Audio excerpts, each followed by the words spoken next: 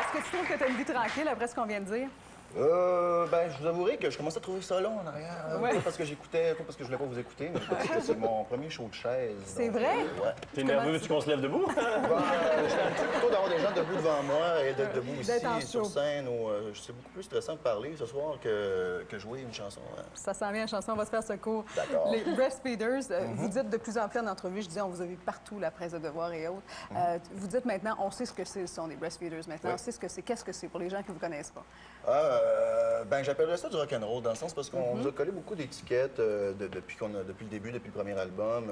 Tu sais, ça a été de punk à new wave, on va se faire yéyé, garage. Dans le fond, tous ces styles-là, c'est du rock'n'roll. Ouais.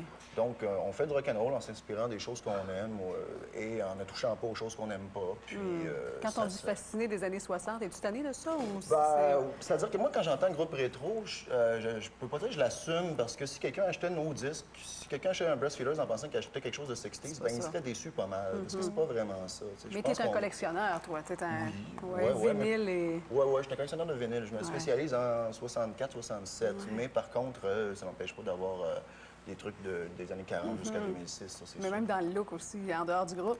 Ben, j'ai tout acheté ça cette année. Hein. Il y a quand même une inspiration qui vient avec. Si je vous donne l'époque que vous voulez pour vivre les années, tu vis en quoi, toi?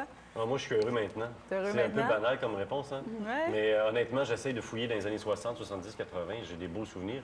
J'ai un grand plaisir dans les années 2000. Ouais. Moi aussi. 2000, Moi tu aussi. restes là, Ah toi, oui. tu bouges Vraiment. pas? C'est une époque. Autant pour la mode, la musique et le reste. De Louis XV, je pense. Oui, toi, tu t'en vas loin, En oui. espérant être la Pompadour. Ouais. Vous Moi, vivez c'est quand, vous? les années actuelles. là. Ouais. Vraiment, là, ouais. On est OK. bien. Ouais. Avec l'ordinateur. Il y a un de tes collègues qui a Il y avait pas dit ça au c'est pas moment évident du d'écrire du rock maintenant parce qu'on veut pas être moraliste, puis en même temps, on veut pas faire semblant que tout va bien partout dans le monde. Est-ce que tu trouves que c'est difficile, effectivement, d'écrire du rock? Ben, parce que c'est une musique qui commence d'être de plus en plus une sorte de tradition. C'est-à-dire comme le country, c'est une tradition. Le classique, par exemple. Le rock'n'roll, ça a maintenant une histoire qui a quasiment 50 ans. Donc, justement, il faut être conscient de ses racines pour pas nécessairement redire les mêmes choses qui se sont déjà dites. Puis en même temps, le rock'n'roll est beaucoup vu comme étant une musique simplement de danse et de musique pas très intelligente. On a des critiques qui disent qu'on a des bons textes, puis c'est comme si c'était bizarre qu'un rock'n'roll puisse avoir un texte intéressant. Nous, dans le fond, on se bat contre ça. Notre combat en ce moment, c'est de dire non, le rock'n'roll, ça se danse, on peut se défoncer là-dessus, mais il y a du propos aussi en arrière. Donc, il y a ça, on dirait que c'est le combat actuel en 2006. D'ailleurs, je suis très heureux d'être en 2006. C'est mon époque préférée. Bien, on veut vous entendre, on veut t'entendre, on va te laisser aller t'installer. Dans le j'y bal, vais. le passage obligé est terminé. Tu peux y aller, D'accord. Ça effectivement. s'est bien passé.